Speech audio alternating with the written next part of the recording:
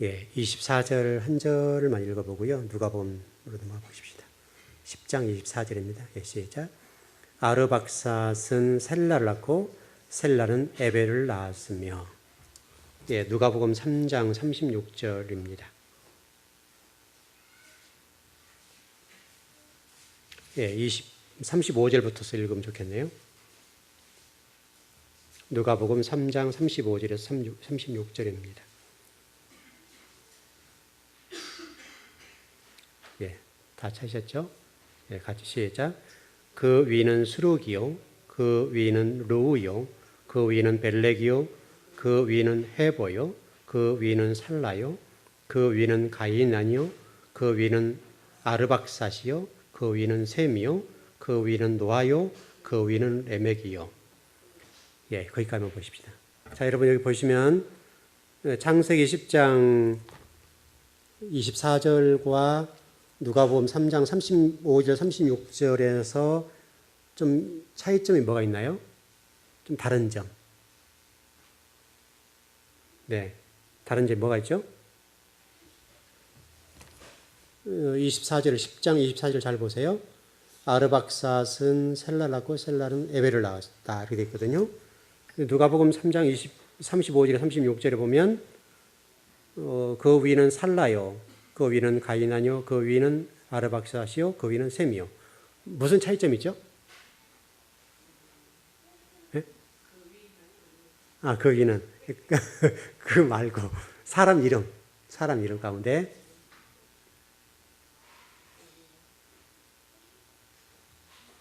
뭐가 다른가요? 한글이잖아요, 한글. 어려운 게 아닌데.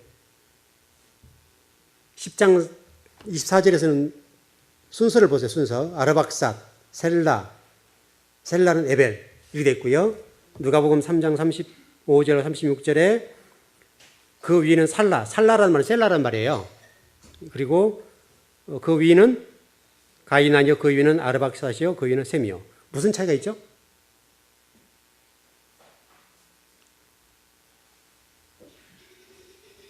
아니, 그게 굉장히 어려운 게 아닌데요. 예? 아, 예. 예? 아, 예. 거기 보면, 살라를 셀라거든, 셀라.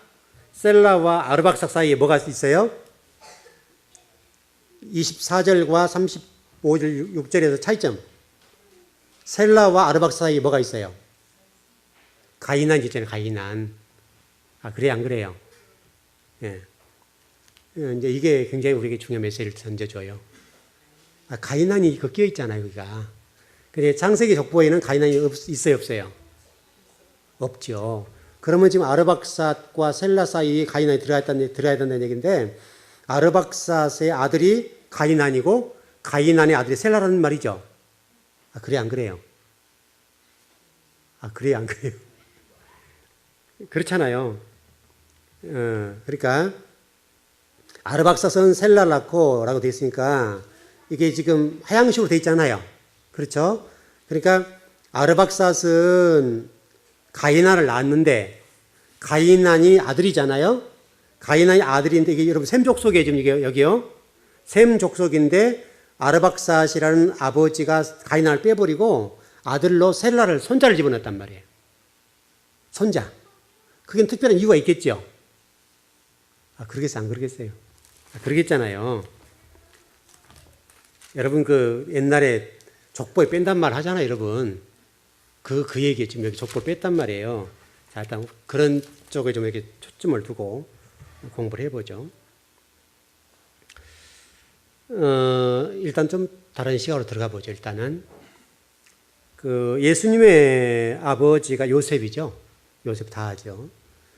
전번에 좀 공부 조금 했었습니다만 요셉의 족보가 어디로 들었다고요? 마태복음과 누가복음 족보에 좀 차이가 있다고 그랬죠. 누가복음에는 누구의 아들로 들었다고 그랬어요? 등재가 됐다고 그랬어요? 기록이? 요셉을 누구 아들로 기록됐다고 그랬죠?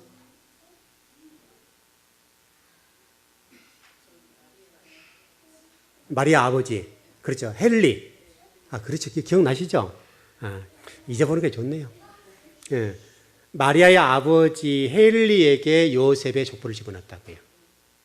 이게 지금 차이점인데, 이게 성경이 왜 그런가 이렇게 보는 건데요. 이게 모세 법에 그런 것들이 기록되어 있습니다. 우리 성경을 하나 찾아보죠. 자, 민수기 27장을 한번 보시죠. 시간이 없어요. 있는 정확한 좀 보시죠. 27장을 한번 보시죠.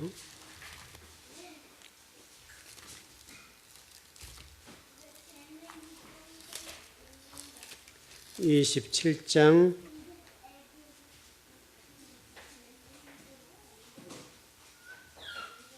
네, 3절에서 4절까지만 보시죠. 27장 3절 4절. 예, 시작. 우리 아버지가 광야에서 죽었으나 여호와를 거스려 모인 고라의 무리에 들지 않고 죽었고 아들이 없나이다. 어찌하고 우리 아버지 이름이 그의 종족 중에서 삭제되리까? 우리 아버지 형제 중에서 우리에게 기업을 주소서 하매. 자, 이해되셨나요? 이제 쉽게 설명하면 아버지 어떤 사람이 아들을 못 낳았어요. 그러면 우리나라도 그랬던 것처럼 다른 아들, 형제의 아들을 입적을 시키고 양자로 입적시키는 그 법이 있어요. 이게 모세 법이에요, 이게. 이게 그러니까 우리나라에도 지금 이게 성경과 관계없는 민족입니다만은 그러나 우리 어떤 그 선조들을 보면 아들이 없는 경우들은 저 어렸을 때마다 그랬어요. 지금은 어쩐지 잘 모르겠어요. 지금은 그런 거 없죠. 지금은 뭐 딸하고 아들하고 관계 없지만 그때 당시만 해도 아들을 낳는 것은 굉장히 그 가문의 영광이고 그 며느리가 만일 아들을 못 낳으면요 당연히 그 후처를 들여도 말을 못했습니다. 그랬죠, 여러분. 후처를 들여도 씨바지를 해서 와도요 그 아내가 거기에 대해서 어떻든 거부를 못했습니다. 그래서 대부분 남자들이 씨를 못 낳으면 그 시어머니가 특별히 더 그러잖아요. 남편 되는 사람이 다른 여성을 봐서 아이를 낳아서 자식을 데리고 들어와도 아무 말 못했습니다. 그리고 입적을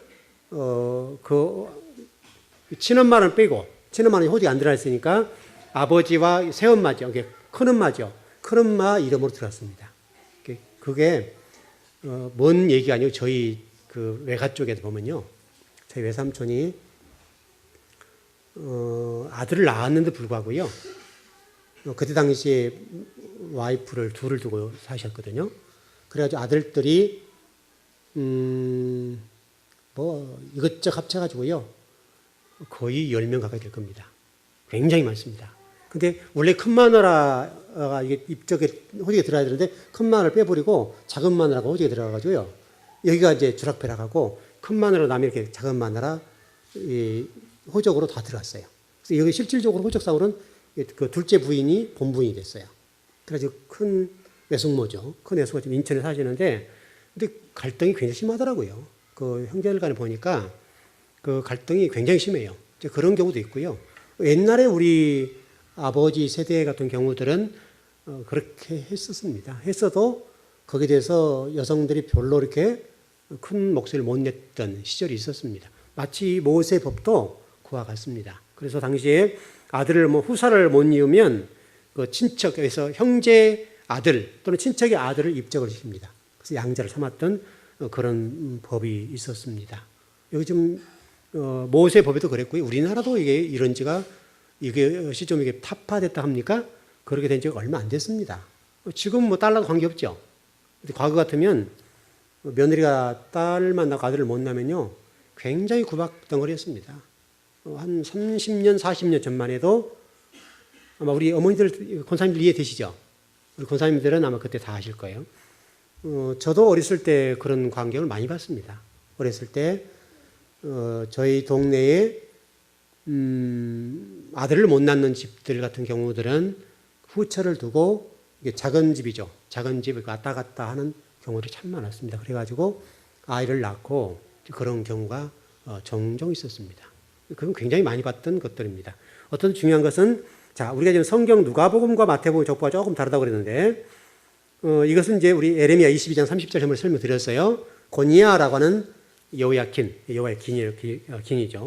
여호야긴 때에 바로 에레미야 선지자가 예언해서 고니아를 중심으로 해서 왕위를 박탈하겠다. 그래서 그것 왕위가 끊어져 버리는 사건이 벌어지게 됩니다. 이제 바로 이것 때문에 마태복음 족보와 누가복음 족보가 달라지는 건데, 근데 실질적으로요, 그 솔로몬과 나단과 관계 속에서 이게 생각해 보면 누가복음 나단이 나온다 그랬죠. 실질적으로 성경에 무게를 두는 것은 나단 쪽이었습니다. 나단 쪽에 무게를 두어서 누가복음 계보를 어떤 현실적이고 실질적인 어떤 계보로 이어져서 솔로몬이 비록 왕이었습니다마는 그 형이 나단이죠. 형이 나단이고 솔로몬이니까 셋째가 나단이고 넷째가 솔로몬입니다. 근데 그럼에도 불구하고 이게 뭐 어떤 그 부인과의 같은 암투가 많이 있었죠. 그런 것들이 기록이 되지 않았습니다만은 어떻든 간에 이 솔로몬을 낳았던 부인이 힘이 좀 강했던가 봐요. 그것도 이뻤던지 모르겠어요. 어쨌든 그랬어요. 그래가지고 나단은 이 왕이 못 오릅니다. 그래서 왕자에 밀려났죠.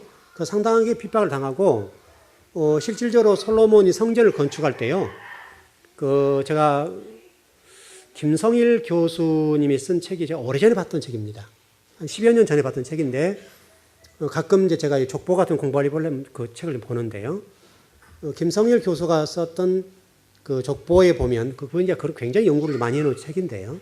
그 책 같은 데 보게 되면 그 나단이라는 그 형이 솔로몬이 성전을 건축할 때에 솔로몬에게 굉장히 핀잔을 많이 줍니다. 그래 성전 그렇게 건축하면 안 된다. 굉장히 막 야단을 치거든요. 그래서 이 솔로몬과 나단 관계가 굉장히 껄끄러운 관계였습니다. 왜냐하면 어떤 나단은 성경 말씀대로 하나님 중심적으로 성전을 지으려고 했던 사람이고 솔로몬은 그러지 못했습니다. 그래서 나단과 솔로몬 사이가 굉장히 안 좋았어요. 그래서 나단이 굉장히 솔로몬에게 어떤 그 성전 건축에 대해서 굉장히 얘기를 많이 합니다.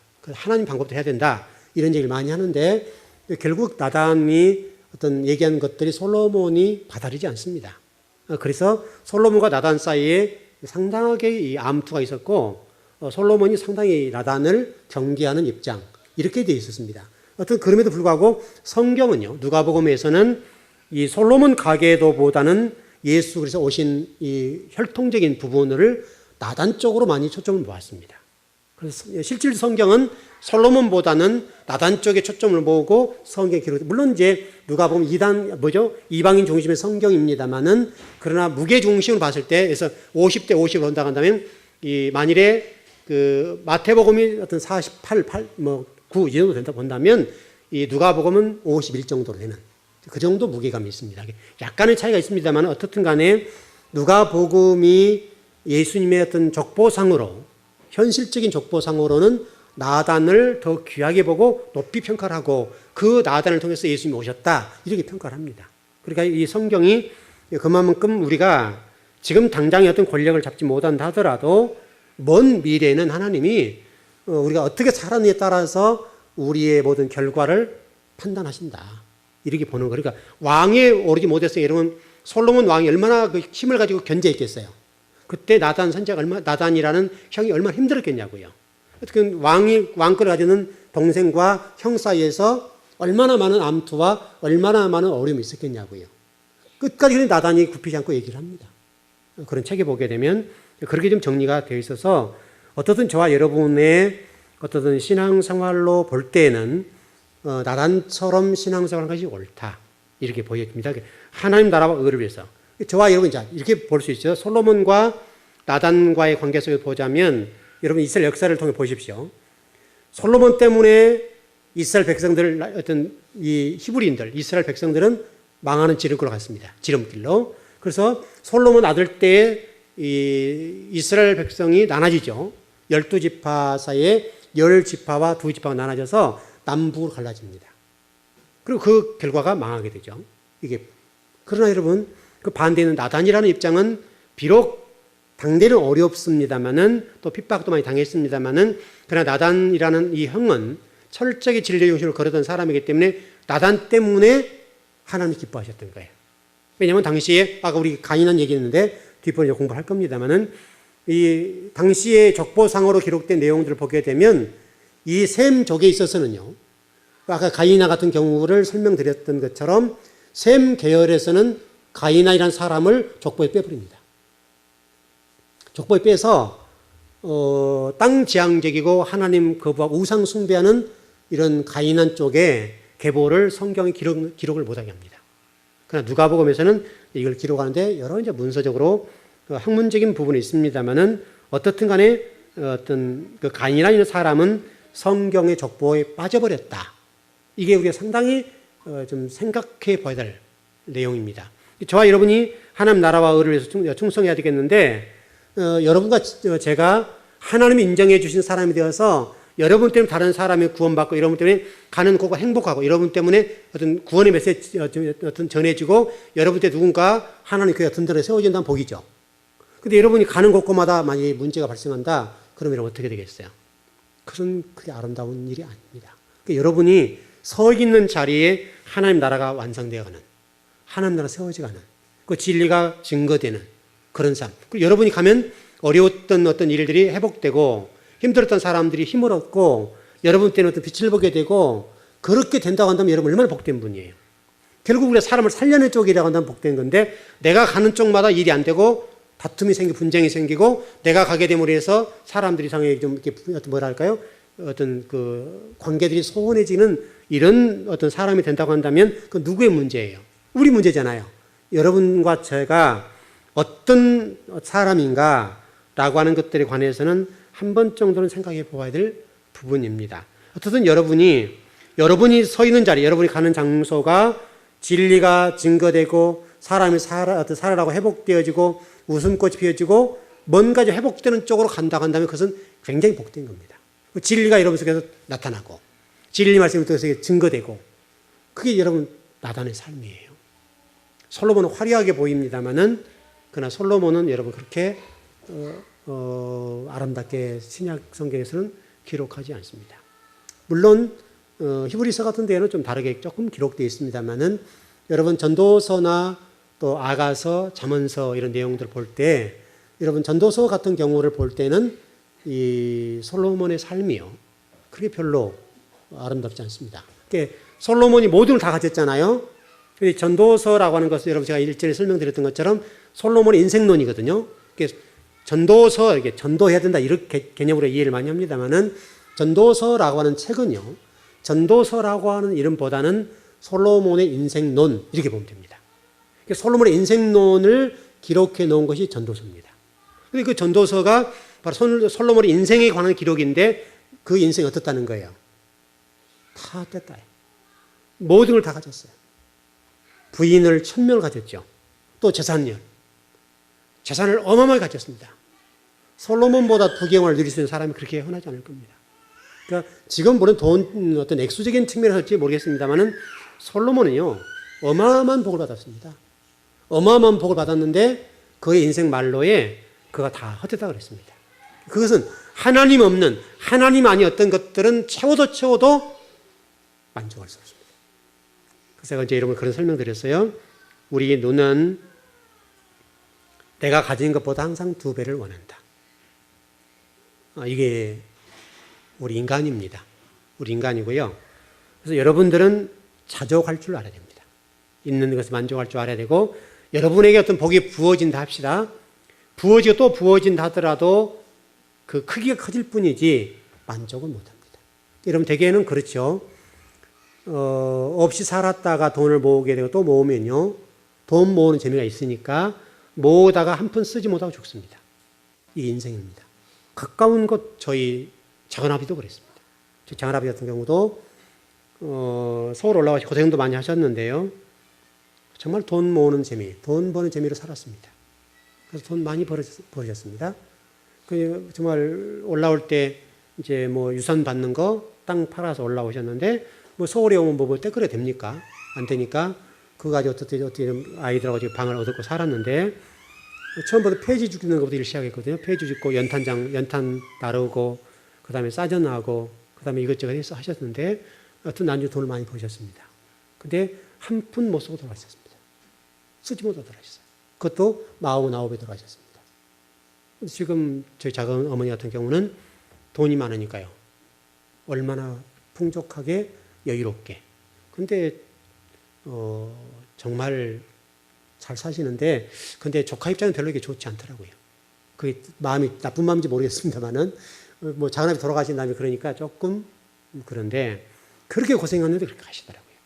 돈 벌고 편안하고 뭐 잘 사셨죠. 집이 여러분 서울에 몇 채면 괜찮죠?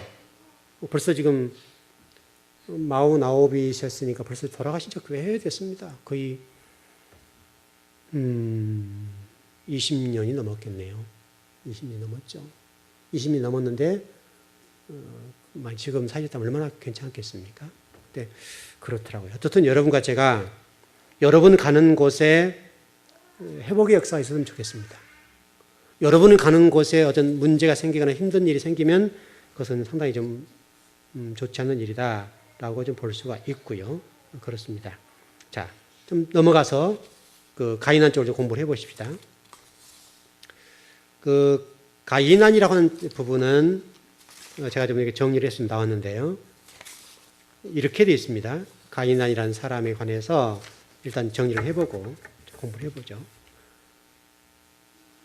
여러 가지 좀 제가 자료를 좀 검토해 본 결과로는 이 가이난이라는 사람은 그 아르박삭과 셀라 사이, 아까 우리 설명드렸던 것처럼 그 사이의 아들입니다. 그러니까 셀라의 아버지죠. 셀라의 아버지고 아르박삭의 아들입니다. 셀라의 아버지고 아르박삭의 아들입니다. 그러니까 결국 이게 지금 중간에 가이난이 빠져버린 거죠. 그럼 왜 빠졌겠는가라고 지금 보는 건데, 그것은요, 그 성경 여러 가지 좀 자료에 보니까 웬만한 자료에 나와 있지 않고요. 이게 지금 그 히브리어 어떤 성경 사본이나 사마리아 사본들 여러 사본들을 좀 찾아봤는데 거기는 없고요. 에세네파라고 좀 들어보셨죠? 그 예수님 당시 열심당 에세네파 사두개 바리새인들이 있었잖아요. 바로 그 에세네파의 어떤 자료들이 쿰란 문서로 남겨놓은 자료가 있었습니다. 거기 자료에 보니까 요벨서라고 하는 책이 있는데 요벨서에 바로 이 가이난이라는 사람이 등장합니다. 그래서 요벨서에 가이난이 등장하는데 그럼 이 가이난이 왜 이 빠졌겠는가라고 좀 점검을 해보니까 바로 이 문제, 이게 죄 문제. 결국 당시에 이 아르박삭 집안은 셈족이죠. 셈족이었는데 셈족은 어떤 문서적으로 보니까 아르박삭이 제가 일전에 한번 이런 소개를 해드린 적이 있습니다.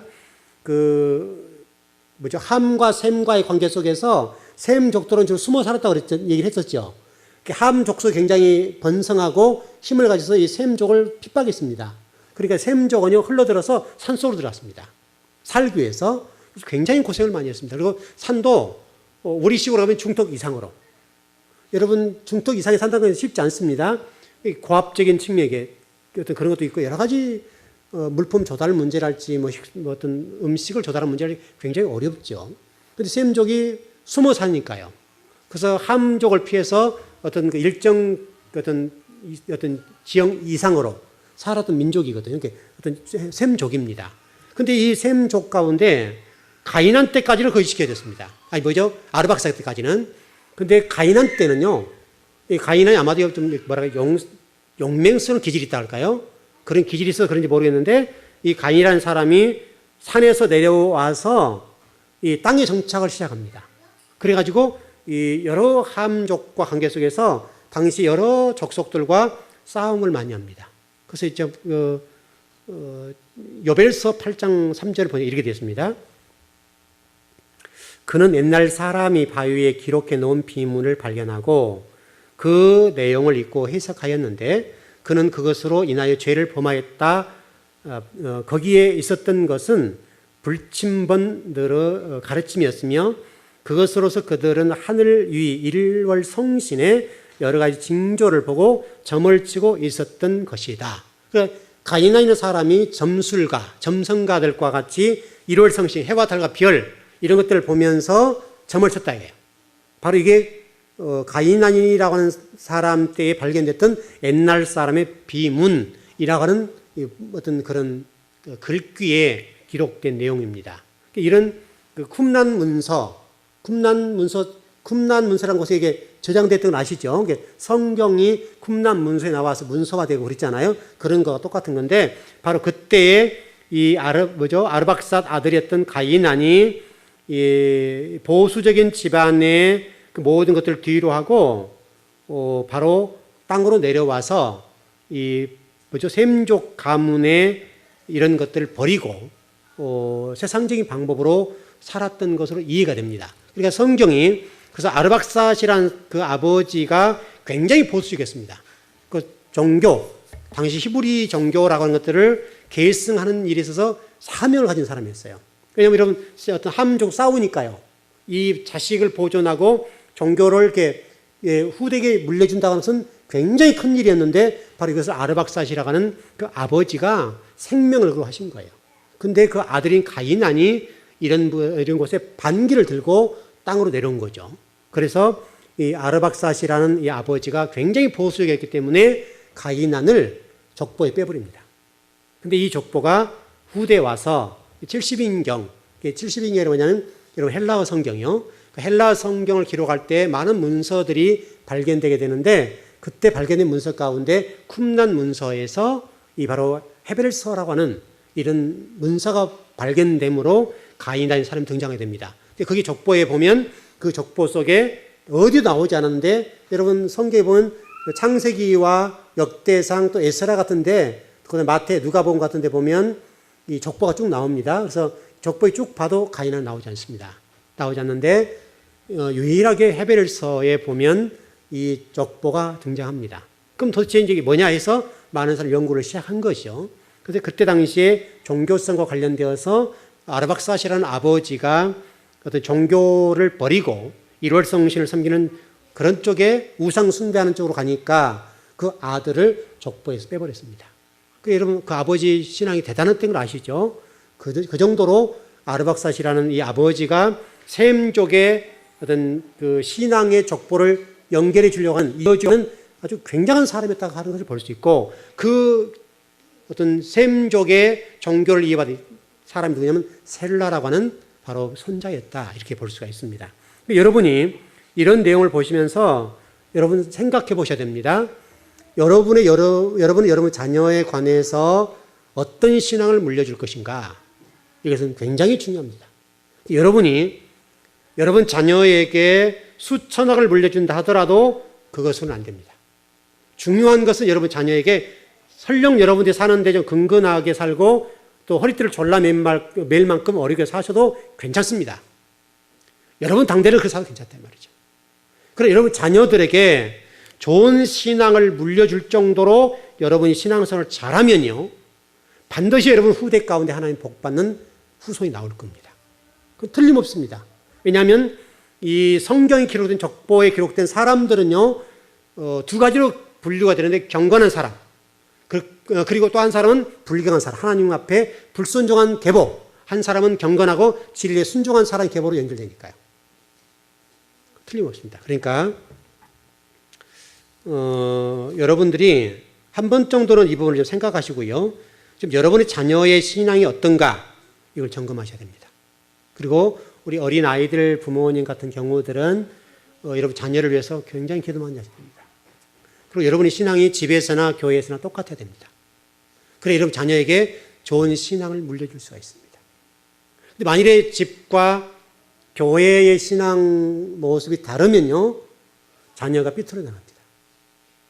이게 분명합니다. 그러니까 여러분 그 목회자들 자녀 가운데요 뭐 장로님들 마찬가지입니다만은 특별히 목회자 자녀들 가운데 삐뚤어 나간 아이들이 굉장히 많습니다. 물론 이제 여러 가지 원인이 있죠.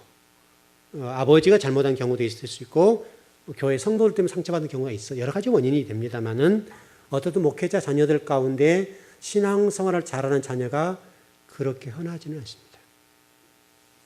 그건 어렵다. 무슨 얘기냐면 강단과 가정생활이 다르기 때문에 그래요. 신앙생활과 아빠로서의 역할을 잘못하기 때문에 그래요. 여러분도 똑같아요. 여러분이 교회의 모습과 집에서의 모습이 일관돼야 됩니다. 똑같아야 됩니다. 그러면 여러분 자녀에게 신앙생활 이렇게 하라 저렇게 하라 말하지 않아도 여러분 자녀들이 여러분의 신앙을 그대로 본받을 겁니다. 근데 여러분이 만일에 교회와 가정에서 신앙생활이 좀 다르다라고 보면 아무리 여러분이 신앙생활 잘하라고 얘기해도 그 자녀들은 이미 압니다. 우리 엄마 아빠는 가정과 교회가 달라. 여러분 성도들도 목회자 바라보는 관점이 똑같잖아요. 여러분들이 만일에 제가 어떤지는 모르겠습니다만은 교회 강단에 섰을 때와 강단을 내려갔을 때 삶이 180도 다르다. 그럼 여러분 어떻게 되겠습니까? 말은 잘하네. 이렇게 되죠. 똑같아요. 말은 잘하네. 이렇게 된단 말이에요. 그럼 성도를 따르겠어요? 안 따르겠어요? 안 따르죠. 설교라고 하는 언어를 통해 말씀을 전하잖아요. 언어를 통해 말씀을 전하는데 그 말씀에 힘이 있겠어요? 없겠어요? 힘이 없습니다. 아무리 천상요술처럼 말씀을 전해도 성도는 다 합니다. 그러니까 강단과 밑이 똑같아야 됩니다. 쉽지 않은 거예요. 굉장히 어렵습니다. 저도 어느 정도 이게 일치되는지 잘 모르겠지만은 어쨌든 여러분도 여러분 가정과 교회의 삶이 일치하셔야 됩니다. 여러분 자녀 농사 잘 하셔야 됩니다. 특별히 무엇보다도 여러분 자녀들이 신앙생활 잘하는 일에 있어서 자신을 살아야 됩니다. 신앙생활. 왜냐하면 신앙생활을 잘하면 하나님 복을 주실 수 있는 근거를 만들 수가 있으니까요. 근데 신앙생활을 잘못하게 되면 하나님의 복과 은혜를 받는 근거가 없어요. 터전이 없어져 버립니다. 아무리 잘 나가도요, 하루아침에 끝나는 거예요. 하루아침에. 여러분 정치인들 보시죠, 지금요. 잘 나갔던 사람들이요, 한 방에 훅 가잖아요. 한 방에 가버려요. 대통령, 후보들 나올 만큼의 그런 자리 위치는 참룡이라 하죠. 이런 어떤 분들이 계셨는데, 보니까요, 한 방에 가요, 한 방에. 평소에 잘 살아왔다면 그런 문제가 없죠. 근데 어느 날 밝게 드러나는 거예요. 그러니까요, 그 한 방에 끝나버리는 거예요. 정치 생명이 끝나버리는 겁니다. 그러면 국회의원까지 할지 몰라도 대통령 할 수 없습니다. 그러면 어렵다. 그러니까 평소에 잘 살아놓는다는 말은 얼마나 중요한지 몰라요. 여러분들 자녀에게 말빨이 설려고 한다면 말하지 않고 자녀들이 말할 수 있는 능력을 가지셔야 됩니다. 곧 몸이 자녀들에게 말하는 거예요. 몸이 자녀들에게 언어로 표현하는 어떤 증거의 삶을 가질 때에 여러분 자녀에게 한마디를 딱 하더라도 아이들이 순종합니다. 예, 알겠습니다. 이렇게 하는 거거든요. 근데 말만 열심히 하고 여러분들이 똑같이 진리에 살지 않으면 자녀들이 여러분 앞에서는 당장은 돈이 필요하고 힘이 있으니까 지금은 여러분 자녀들이 여러분이 순종하고 이해할지 몰라도 좀 성장하면요, 여러분 자녀들이 절대적으로 따르지 않습니다. 여러분은 말빨 서지 않습니다. 그때부터는 말에 대해서 힘이 없으니까 그냥 대항합니다. 이렇게 되면 이건 상당히 좋지 않습니다. 그러니까 여러분 인생이 그렇게 되지 않도록 잘 살아놓으셔야 됩니다. 여러분 자녀에게 말 한마디가 무게 있고 여러분의 어떤 행동 하나가 무게 있을 정도로 인생을 살아놓으면 자녀들에게 있어서 존경받습니다. 그래서 이스라엘 나라라는 곳은 노인 문제가 없다고 그랬어요, 여러분. 나이가 들면 장로. 우리 개념은 좀 장로가 선거 공동회에서 투표해서 장로가 됩니다만은 이스라엘 개념에서 장로라는 개념은요, 그런 개념이 아니라 어른이란 말이에요. 어른이란 말인데, 어른이란 말은 이 가정 안에서 자녀들에게 진리를 가르치는 제사장 역할을 합니다. 말씀을 가르치는 제사장 역할. 그러니까 말씀을 가르치는 정도니까 여러분 그 삶이 어떻겠어요? 특히 이스라엘에서는 납비라고 하면 여러분요, 납비 두 사람이 인정해주면 국가가 인정해줍니다. 그만큼에서 이스라엘 사람들이 납비라고 하는 사람을 존경합니다. 납비 두 사람이 이 사람은 괜찮다라고 얘기해주면요, 이스라엘 어느 곳에 가도 공신력이 있습니다. 그러면 납비라는 사람이 힘 있는 거예요. 삶이 진리 말씀을 살아놓으니까. 그리고 그가 가르치는 것들에 있어서 납비는 그냥 낼 수가 없으니까. 우리는 여러분 사람 못 믿잖아요, 지금요. 요즘 어떤 추천서를 받을 때가 있죠. 저도 이제 가끔 써주는데, 근데 실질적으로 추천서를 받아가는 경우가 있습니다만은 추천서에 관해서 절대적인 힘을 가지고 있다라고 할 수는 없습니다. 왜냐하면 필요에 따라서 추천서를 써달라고는 할 수 있으나 그 추천서를 받는 그 회사 입장, 거기에서는 학교도 마찬가지입니다만은 그게 추천서가 당락을 결정할 만큼 힘이 있냐 이거예요.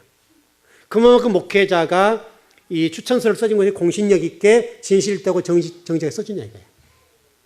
또 잘못 써주면요, 떨어지니까 또 잘 써줘야 되겠는데 그렇다고 한다면 이게 얼마나 어려운 얘기예요.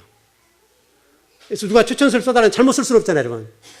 그런데 이게 다 잘한다 할 수는 없단 말이죠, 또. 그럼 이게 잘했다 못했다를 떠나서 그 추천서를 받는 입장에서 이 추천서를 얼마나 신빙성 있게 받아들여야 돼요.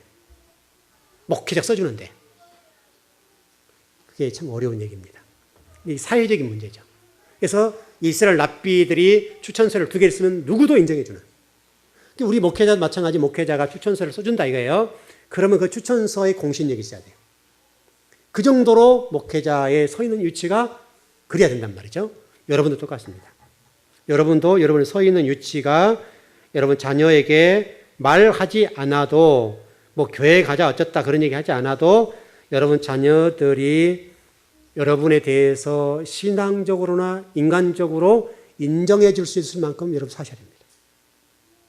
이게 고니아를 통해서 우리가 설명하고 나단을 통해서 설명하는 말씀입니다. 이게 굉장히 중요합니다. 다른 거 다 잊어도 괜찮습니다. 여러분이 여러분 자녀에게 유산을 물려주신다면 얼마나 많은 유산을 물려줄지 모르겠습니다만은 그보다는 신앙의 유산을 물려주십시오. 왜? 여러분의 유산은 유한적인 것인데 하나님이 주신 복은 무한대입니다. 맞죠? 그러면 확률적으로 우리가 계산했을 때 확률이 어디가 좋습니까? 하나님이 주신 복이 훨씬 낫죠. 확률 게임을 하는 거죠. 확률 게임을 잘 하셔야 돼요.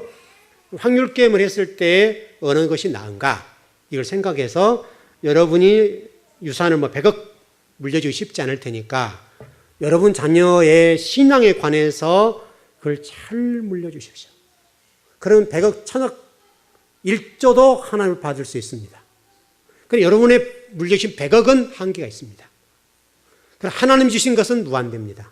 이렇게 보면 여러분이 어떻게 해야 될지를 극명하게 알 수 있습니다. 그렇게 볼 수 있고요. 자, 좀 창세기로 넘어가 볼까요?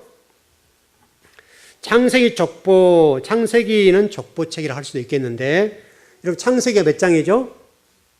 창세기 총 몇 장입니까? 50장이죠. 몇 년 역사를 기록해 놓은 건가요? 창세기가? 1장부터 50장인데 몇 년 정도 역사를 기록해 놓았을 것 같아요, 여러분. 아시는 분 안 계시네요. 창세기는 1장부터 50장까지입니다만은 역사적으로 2300년의 역사입니다. 창세기 역사가. 그럼 이런 보십시오. 창세기 역사가 중요해요, 안 중요해요? 그래서 제가 창세기가 중요하다는 얘기를 이렇게 한 이유는 2300년 역사를 50장에 기록해 놓았기 때문에 어려운 거예요. 중요한 거예요. 그럼 실질적으로 여러분, 그 구약시대 전체 역사가 몇 년을 보죠, 우리가? 구약시대를? 아담 때부터 지금 예수님 오시기 전까지 몇 년을 본가요? 그거 잘 모르시나요? 그럼 전체 지금 역사는 몇 년입니까? 성경 역사. 과학적으로 얘기하는 역사 말고 과학적으로는 굉장히 좀 많이 들어가는데요. 어떤 성경 역사는 몇 년을 보시나요? 4000년? 예. 전체적으로는 6000년. 지금 구약은 4000년. 그렇게 봅니다.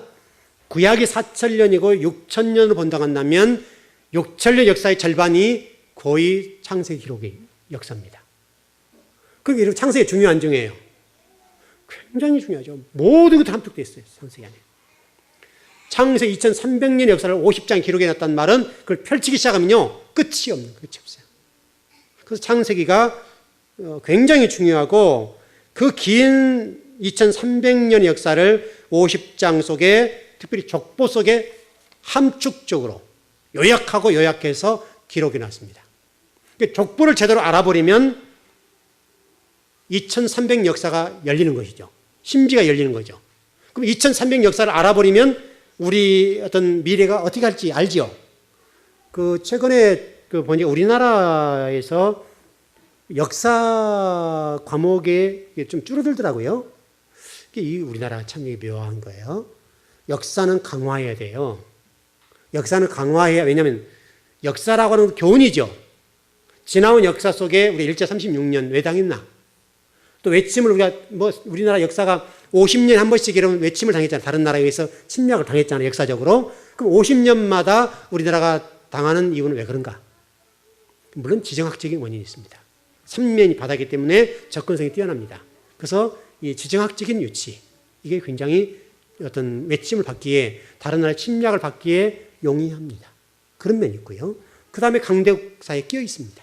그런 것도 있고 여러 가지 원인입니다만 그보다는 내부적인 문제입니다. 우리나라는 힘이 모아지지 않습니다. 지금부터 뭐 노론, 소론 쭉 여러분 역사를 보시고 여러분 그 역사 드라마 같은 거 보시면 여러분 싸운 것이 나라와 민족을 위해서 어떻게 하면 좋겠다 이런 거 싸우지 않죠.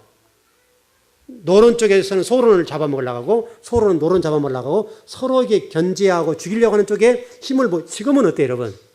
여야가 지금도 우리나라 100년 되기 위해서 이렇게 교육은 이렇게 해야 되고 경제 정책은 이렇게 써야 되고 또 경기 부양은 이렇게 해야 되고 또 뭐 사회 어떤 역사는 어떻게 가르쳐야 되고 이런 쪽에서 여러분 머리를 맞대고 얘기하던가요? 그러지 않잖아요.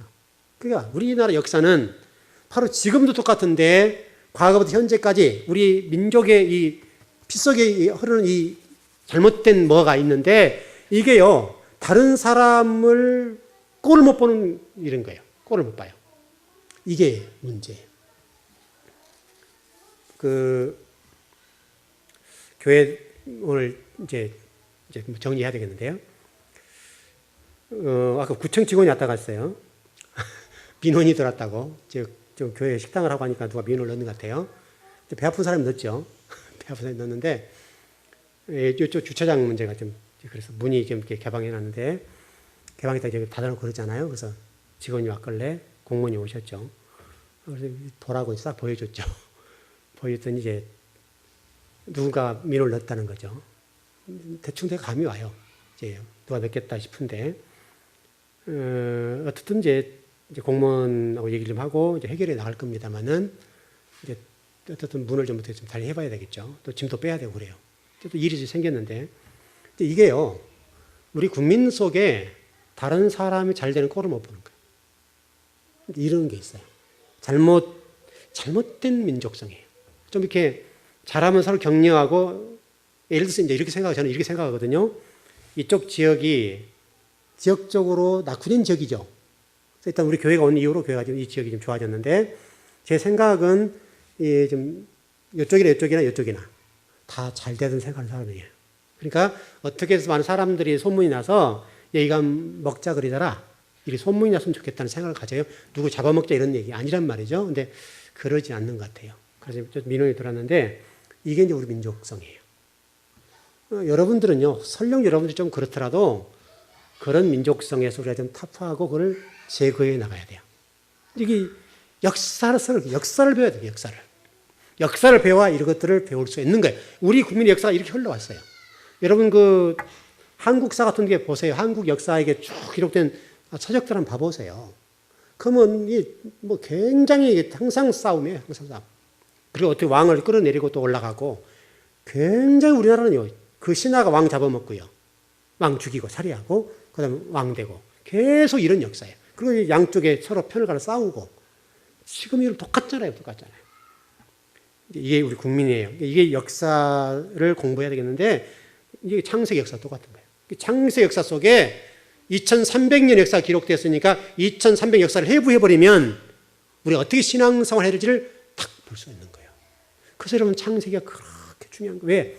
구약 성경의 4000년 역사 속 2300년 절반 이상이 창세기 역사란 말이죠. 50장 속에 딱 기록됐단 말이죠. 그러니까 여러분 그렇게 중요한 거예요. 그래서 여러분과 제가 그 창세기를 조금씩 더 열어보자고요. 쭉 열어보면 아브라함, 이삭, 야곱이 아마 공부도 하게 될 텐데 그때 가보면 왜 그 족보가 중요한지를 설명하게 될 거고요. 그 족보를 보면 우리 어떻게 신앙생활을 해야 될지에 대해서 좀 정리가 될 것 같습니다. 결론 정리합니다. 여러분은 가인한은 되지 마십시오. 가인한이 되지 마시고 나단이 되십시오. 나단처럼 신앙생활을 잘 하시고 인간이 아닌 하나님의 관점에서 나를 평가하신다는 것을 잊지 마십시오. 인간적인 관점은 아무것도 아닙니다. 하나님이 여러분들을 보시고 여러분들을 정확하게 정리하고 계실 겁니다. 여러분들을 평가하실 것이고 여러분의 그 신앙의 어떤 모습 때문에 여러분 자녀가 복을 받고 여러분 후대들이 복을 받는 쪽에 인생을 살아놓으시면 여러분 당대 고생하더라도 내가 고생하고 여러분 당대 고생하고 자식들과 후대들이 잘 된다면 할만하죠. 그건 괜찮은 겁니다. 우리 한 사람이 희생해서 후대가 복을 받고 하나님 인정받는 후손이 된다고 한다면 어떤 족보적인 입장에서 후손이 된다고 한다면 우리가 십자가를 중론하기에 따라서 해야 됩니다. 그렇죠. 그런 복이 여러분 있었으면 좋겠습니다. 그렇게 하기 위해서는 말씀대로 사셔야 됩니다. 그 복을 꼭 받아 누렸으면 좋겠습니다. 기도하겠습니다.